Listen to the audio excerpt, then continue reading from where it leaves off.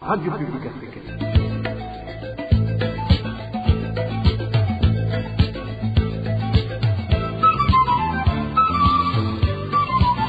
Radio Publique Africaine.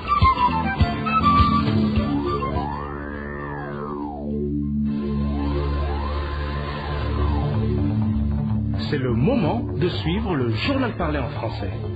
À la présentation, Eloge Diva, Lemesha.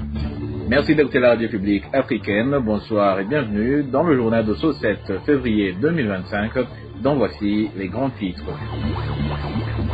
La Commission électorale nationale indépendante, CENI en sigle, va procéder à partir de lundi prochain jusqu'à mercredi à l'affichage des listes provisoires des électeurs dans tout le pays. Cela a été déclaré ce vendredi par le président de cette commission. Et puis la FENACEB déplore le fait que les fiches d'évaluation des employés du secteur de l'éducation comptant pour l'année 2023-2024 ne soient pas encore transmises au ministère de la fonction publique. Cette fédération juge cela comme une violation des droits des travailleurs. Et enfin, nous allons nous rendre en province de Cibitoke, où des cultivateurs réclament des fertilisants dont ils ont commandé et payé durant l'année passée. Voilà pour les titres. Le développement, c'est dans quelques instants. Au bonsoir, démarrons ce journal par la page politique. L'affichage des listes provisoires des électeurs qui se sont fait enrôler pour participer aux élections de 2025 se fera entre le 10 et 12 février 2025. Cela a été déclaré ce vendredi par Prosper Ntagwamiye, président de la Commission électorale nationale indépendante CENI en sigle, au cours d'une conférence de presse. La CENI a également souligné que des erreurs qui seront détectées durant cette période vont être rassemblées durant cette période consacrée à l'affichage. Écoutons Prosper Ntagwamiye, il est le président de la CENI. La Commission électorale nationale indépendante organise du 10 au 12 une activité d'affichage des listes électorales provisoires des électeurs. Ces listes électorales seront affichées aux anciens bureaux d'inscription qui vont être pour le moment des bureaux ou des centres d'affichage des listes électorales provisoires. Ces listes, en fait, c'est pour que les populations qui se sont fait enrôler lors de la période d'enrôlement des électeurs puissent vérifier s'ils ont été correctement inscrites sur les listes. C'est le moment, en fait, de vérifier s'il n'y a pas eu d'erreur au niveau de l'inscription. Vous savez que c'est un travail qui s'est fait en deux étapes. On a d'abord fait un enrôlement manuel dans des registres et ces registres ont été acheminés au centre de traitement des données à Bujumbura. Ils ont été saisis informatiquement. Mais vous savez, le travail de l'homme peut avoir toujours des lacunes. C'est pourquoi on prévoit une deuxième période d'affichage des listes des électeurs provisoires. Nous les appelons provisoires puisqu'elles ne sont pas encore définitives. Alors qu'est-ce que vous allez constater sur terrain? Sur terrain, il y aura des fiches pour omission. Si par hasard on a oublié d'enrôler quelqu'un, il y aura aussi des fiches de correction. On peut mal transcrire un nom. Il y aura aussi des fiches pour radiation. Si vous trouvez que quelqu'un ne remplit pas les conditions, on peut demander de l'enlever sur la liste. Il y aura aussi fiches d'opposition contre un recours en radiation. Vous savez, quand on porte une plainte, on a droit à la défense. Celui à qui on va demander de l'enlever sur la liste, cette personne a droit aussi de se défendre. Il y aura aussi la fiche une fiche pour transfert. Comme vous le savez, les gens sont mobiles. On peut se faire enrôler à un endroit X, mais au moment des élections, on peut se trouver à un autre endroit pour des raisons diverses. Ça peut être des raisons de service, ça peut être des raisons de convenance personnelle, où on est obligé de demander d'être transféré au moment des élections. Et puis, il y aura aussi une fiche pour des statistiques. Et le mouvement Red Tabara s'insurge contre les récents propos du président Evariste Ndayishimiye, qui lui a accusé de collaborer avec le Rwanda et d'être armé par le même pays dans le but d'attaquer le Burundi. À travers son communiqué sorti ce jeudi, le mouvement Red Tabara a indiqué qu'il est soutenu par tous les Burundais victimes de la dictature imposée par le parti au pouvoir, le CNDD-FDD. Qui plus est, la résistance pour un état de droit, Tabara fait savoir que les armes à sa disposition sont celles récupérées chez l'ennemi durant leur confrontation. Ainsi, ce mouvement rebelle invite le président Evariste Ndayishimiye d'arrêter ses mensonges. Suivez Patrick Nahimana, il est le porte-parole du mouvement Red Tabara. Le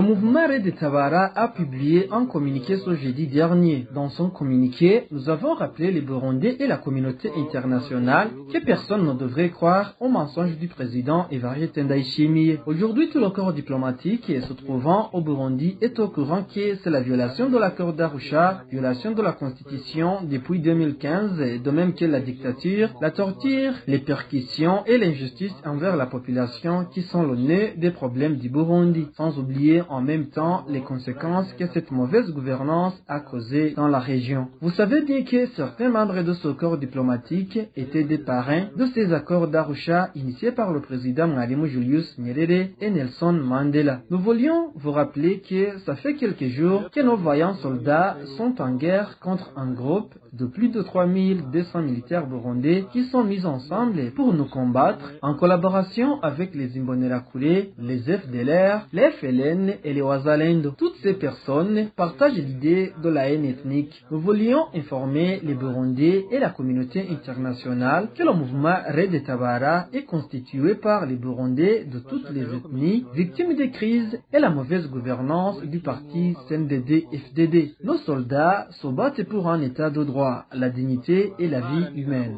Nous entendons souvent le président Ndayishimiye dire que nous sommes soutenus par le Rwanda. C'est faux. Nous sommes soutenus par les Burundais. Les fusils que nous utilisons, nous les récupérons dans les confrontations avec nos ennemis, comme nous l'avons déjà montré. Donc, Evariste Ndayishimiye doit cesser de mentir et accepter le dialogue inclusif pour avoir la paix. Cela permettrait de trouver la paix sans faire couler du sang. Dans le cas contraire, qu'il démissionne de ses fonctions le plus vite possible.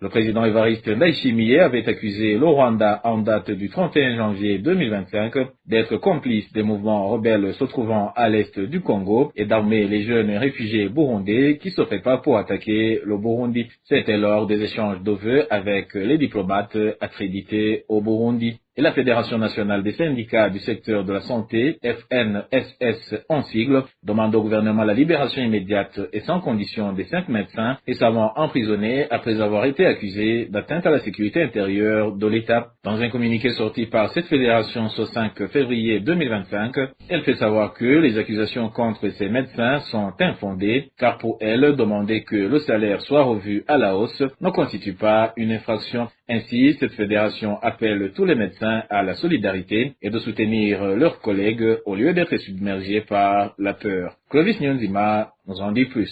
Revendiquer les conditions de travail n'est pas un crime et ne doit en aucun cas être le motif d'être traité comme un criminel. Point de vue de la Fédération nationale des syndicats du secteur de la santé, FNSS, après que 5 médecins de différentes provinces aient été emprisonnés dans un communiqué de presse du 5 février 2025, cette fédération indique qu'à l'issue de ces enquêtes, elle a pris connaissance que le service national des renseignements aurait reçu l'instruction de la hiérarchie de les arrêter suite à la revendication en rapport avec le rehaussement du salaire des médecins, avant qu'il s'agisse d'atteinte à la sécurité intérieure de l'État. Un prétexte qui n'en est pas un, selon la FNSS, surtout que les salaires ont toujours été revendiqués par les travailleurs. Cet emprisonnement des médecins, selon la FNSS, constitue un harcèlement, en même temps une violation des droits de l'homme qui devrait être dénoncée par toute personne.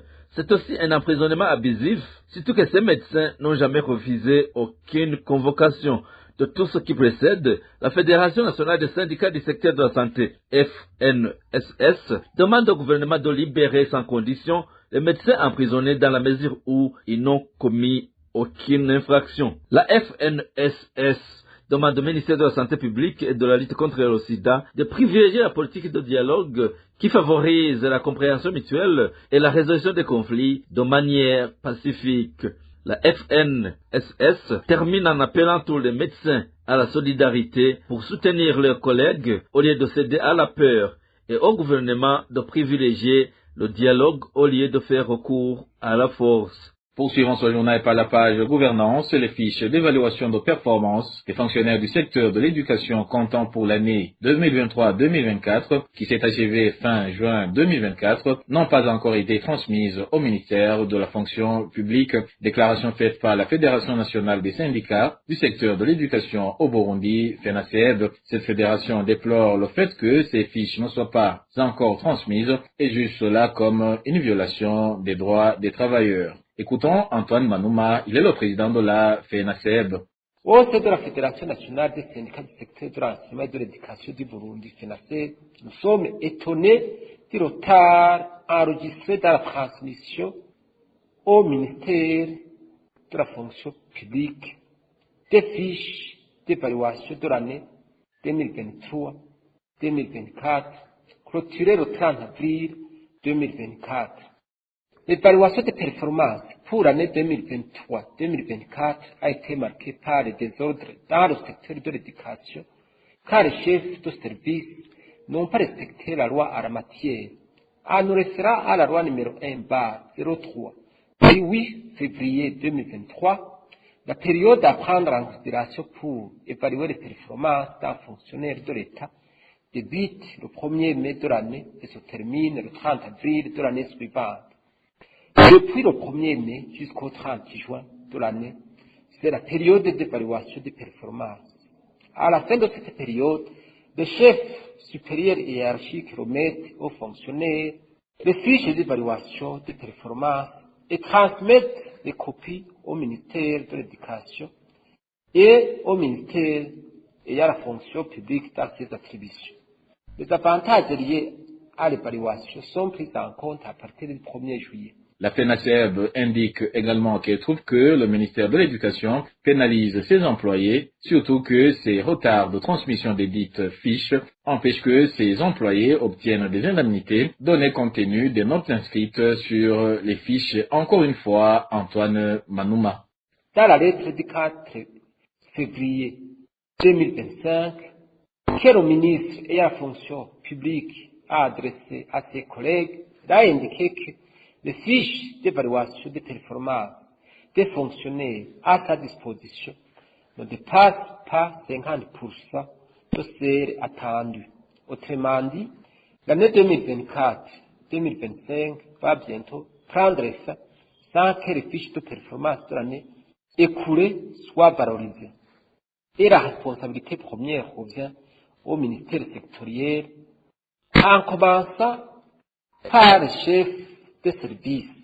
D'après les informations qui nous parviennent, les fiches d'évaluation de performance ne sont pas encore disponibles au lycée Reine de la Paix d'Ongagara.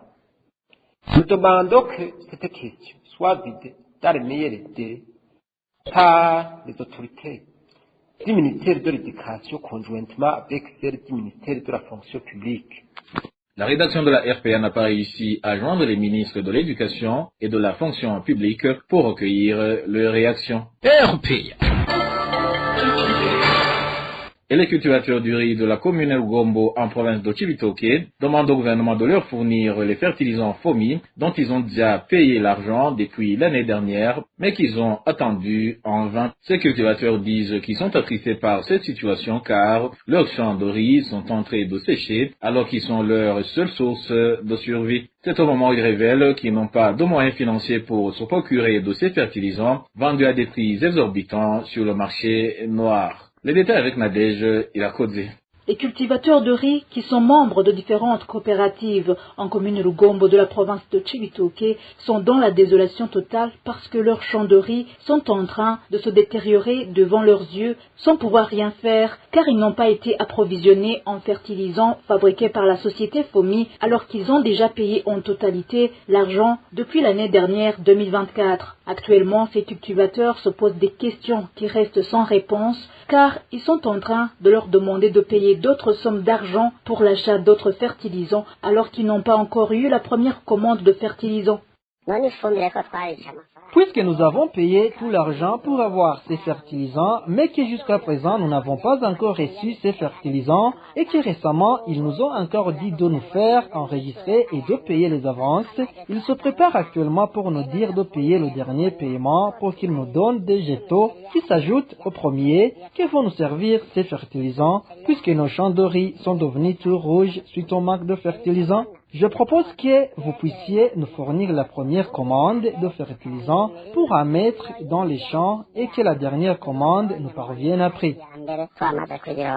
Malgré que le gouvernement ne leur fournisse pas leurs fertilisants, ces cultivateurs sont frustrés de voir que ces fertilisants FOMI sont disponibles sur le marché noir où 50 kilos de fertilisants se vendent à 200 000 francs burundais, une somme exorbitante qu'ils ne peuvent pas avoir pour en acheter. Je pense que l'État doit nous aider à nous fournir les fertilisants pour que nous puissions encore cultiver et vivre. Car là où l'on peut trouver ces produits, 50 kg s'achètent à 200 000 francs burundais. C'est beaucoup d'argent que nous ne pouvons pas avoir car la culture de riz, c'est notre seule source de revenus et la plupart d'entre nous cultivent sur des terres de location.